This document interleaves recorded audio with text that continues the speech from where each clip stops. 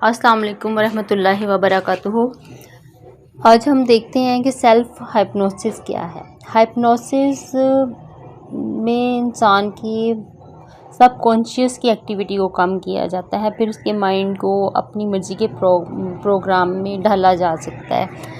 उसमें उसकी lower frequency पे काम करवाया जाता है। हाइप्नोसिस की जो है वो 3 हिस्से हैं। अल्फ़ा स्टेट ऑफ माइंड हासिल करना। अल्फ़ा स्टेट ऑफ माइंड पे हम पहले भी काफ़ी बात कर चुके हैं कि इसमें ज़हन जो है वो पुरसकून हालत में होता है, इसमें कशफ होता है, इसमें अल्हाम भी इसी कंडीशन में होता है। इसी कंडीशन में जो है वो रूहानियत परवान चढ़ती है। इसी कंडीशन में अगर हम अल्फ़ा स्टेट ऑफ माइंड में होते हैं तो फिर हम किसी के बारे में भी जब सोचते हैं तो वो बंदा हमारे सामने आ जाता है या फिर उसकी कॉल आ जाती है। तो 3 औकात ऐसे होते हैं जिसमें हमारा जहन कुदरती तौर पे अल्फ़ा स्टेट ऑफ माइंड में होता है। रात को सोने से पहले जब हम सोने लगते हैं तो उस वक़्त कुदरती तौर पे हमारा दिमाग जो है वो सोचों से खाली हो जाता है और अल्फ़ा स्टेट ऑफ माइंड हासिल कर लेता है। उस वक़्त आप जो भी काम काशन अपने जहन को देना चाहें वो पूरा होता है। इसी तरह से बेदार होने के फ़ौरन बाद आपका दिमाग जो है वो अल्फ़ा स्टेट ऑफ माइंड में होता है। उस वक़्त अपने आप को जो बात कहें वो पूरी होती है। दिन में जब हम अपने ख़्यालों में खोए हुए होते हैं, कोई लम्हा ऐसा होता है जब हम बिल्कुल हर किस्म की सोचों से आज़ाद हो जाते हैं। उस सूरत में भी हम जो है वो कर सकते हैं, अपनी जो भी अहकामात अपने दिमाग को देना चाहें वो दे सकते हैं। उसी सूरत में हम अपने जब अल्फ़ा स्टेट ऑफ माइंड में होते हैं तो ही हम अपनी आरज़ुओं को पूरा कर सकते हैं अपने दिमाग को कमांड देकर। तो हमें कोशिश ये करनी होती है कि हम ज़्यादा से ज़्यादा अल्फ़ा स्टेट ऑफ माइंड में रहें। जब हम दूसरा इसका हिस्सा होगा अपने आप से स्क्रिप्ट बोलना, सेल्फ हाइप्नोसिस का, और तीसरा हिस्सा होगा इसी स्क्रिप्ट को रिपीट करना। अब स्क्रिप्ट के जब हम किसी पे ये चीज़ अप्लाई कर रहे होते हैं तो ये हाइप्नोसिस होता है, लेकिन जब हम अपने ऊपर यही चीज़ें अप्लाई कर रहे होते हैं तो ये सेल्फ हाइप्नोसिस होता है। और सेल्फ हाइप्नोसिस के लिए हम जब स्क्रिप्ट बनाते हैं तो उसके 3 हिस्से होते हैं। एक तो सेल्फ काउंसलिंग होती है, अपने आपकी काउंसलिंग करना। दूसरा अफर्मेशंस होती हैं, सजेशंस होती हैं जिसमें अहद करना और अपने आप को मशवरा देना। नंबर 3 पे होता है कॉशन देना, खुद को कॉशन देना, खुद को अलर्ट करना कि अगर हम इस इरादे से हटने लगें तो हमारा जहन हमें फ़ौरी तौर पर अलर्ट कर दे कि हमने ये काम करना ही करना है। तो फिर जो है वो याद आ जाता है कि ये चीज़ मैंने नहीं करनी और ये करनी है, तो फिर वो काम हो जाता है।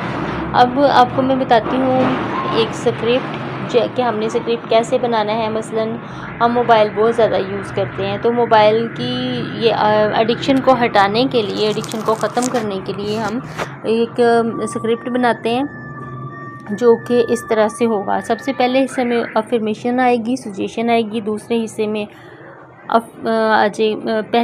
पहले हिस्से में काउंसलिंग, सेल्फ काउंसलिंग आएगी और दूसरे हिस्से में अफर्मेशन आएगी, फिर तीसरे हिस्से में कॉशन आएगा। अब सेल्फ काउंसलिंग मैं इस तरह से करूँगी कि मैं जानती हूँ कि ज़रूरत से ज़्यादा मैं मोबाइल इस्तेमाल करने लगी हूँ, ये मेरी ज़हनी और जिस्मानी सेहत के लिए नुकसानदेह है। ये हमारी होगी सेल्फ काउंसलिंग। इसका दूसरा हिस्सा होगा अफर्मेशन, सजेशन या अहद करना। इसलिए मैंने फ़ैसला किया है कि अब से मैं मोबाइल कम से कम इस्तेमाल करूँगी। अब मैं दिन में 3 घंटे के वक्फे से मोबाइल को चेक किया करूँगी।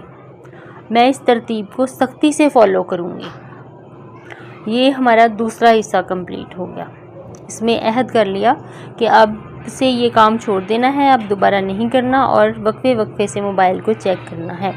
अब है तीसरा हिस्सा। तीसरे हिस्से में कॉशन दिया जाएगा, अपने जहन को अलर्ट किया जाएगा कि अगर कभी गलती से मेरा हाथ मोबाइल की तरफ चला जाए तो मुझे इसी वक्त याद आ जाएगा और मैं अपना हाथ रोक लूँगी या रोक लूँगा, कि मैं उसी वक्त ही रुक जाऊँगी कि अभी मेरा टाइम नहीं हुआ, अभी मैंने जो है थोड़ी देर पहले मोबाइल चेक किया था, लेकिन मैंने अपने आप से अहद किया हुआ है कि मैं 3 घंटे के वक्फे से मोबाइल चेक करूँगी। तो इस तरह से हमारे ये 3 पार्ट पूरे हो गए। इसी तरह से आप किसी भी चीज़ के लिए ये सेल्फ हाइप्नोसिस का जो है स्क्रिप्ट बना सकते हैं और उसको फॉलो कर सकते हैं। आप अपने वज़न कम करने के लिए, आप अपनी कोई भी एक्टिविटी चेंज करने के लिए ये सेल्फ हाइप्नोसिस का स्क्रिप्ट बना सकते हैं। आइंदा मैं आने वाले वीडियोस में आपको मज़ीद जो है वो स्क्रिप्ट बनाना सिखाऊंगी, बताऊंगी। फिर आप लोग भी मुझे बताइएगा कि आपने कितना उस पर अमल किया। अब ये स्क्रिप्ट जो है उसको फॉलो कैसे करना है। इस स्क्रिप्ट को फॉलो इस तरह से करना है कि एक तो हर वक्त आपने अपने दिमाग में रखना है, अल्फा स्टेट ऑफ माइंड में रहना है, अपने दिमाग में ये चीज़ रखनी है कि ये मैंने अपने आप से ऐड किया है, उसको करना है। अब मोबाइल यूज़ करने की आदत जो पड़ती है वो किस तरह से पड़ती है, जब हम फारग होते हैं तो मोबाइल ज़्यादा से ज़्यादा यूज़ करने लगते हैं। तो अब उसके लिए हमें अपनी एक्टिविटी को चेंज करना पड़ेगा। जो आप अगर सोच लेंगे कि मैंने अब मोबाइल यूज़ नहीं करना और फारग फिरते रहेंगे तो भी मोबाइल की तरफ ही हाथ उठेगा। तो सबसे पहले अपने रूटीन को चेंज करना है। जो आपके पास फारग वक्त है उसको आपने यूटिलाइज़ करना है किसी अच्छी एक्टिविटी में। कोई एक्टिविटी ऐसी लें जो प्रोडक्टिव हो, उसमें अपने आप को लगाएं, तो आपका वक्त गुजरने लगेगा और ये आदत ख़त्म हो जाएगी। क्योंकि आदत हमेशा वैसे ही ख़त्म होती है जैसे डलती है। तो वक्तन फ़वक्तन एक आपने सुबह के टाइम स्क्रिप्ट दोहरा लिया, फिर दोपहर में और रात में, ये तो 3 टाइम हो गए। लेकिन जब हम फारग हैं, आपने देखा कि मैं फ्री हूँ इस वक्त, मुझे और कोई काम नहीं है, तो अपने आप को अफर्मेशंस दे ली और ये स्क्रिप्ट दोहरा लिया। अब ये आपने डेली जितनी दफ़ा भी कर सकते हैं करना है, लेकिन जो करना है, ज़रूरी करना है, मस्ट करना है, वो ये है कि 2 टाइम्स डेली रोज़ करना है और 14 डेज़ तक मसलसल करना है। 14 दिन का टाइम है आप लोगों के पास। 14 दिन में आप अपनी कोई भी आदत चेंज कर सकते हैं। पहले अगर आप सख्ती से अमल करेंगे 2-3 दिन में ही रिज़ल्ट नज़र आना शुरू हो जाएंगे। आपको लगेगा कि अब मैं कंट्रोल हो गया हूँ। लेकिन उसको आदत को पक्का करने के लिए, उसको पुख्ता करने के लिए आपने इसको 14 डेज़ करना है। क्योंकि अगर आप बीच में छोड़ देंगे तो वो आदत नहीं रहेगी, फिर भूल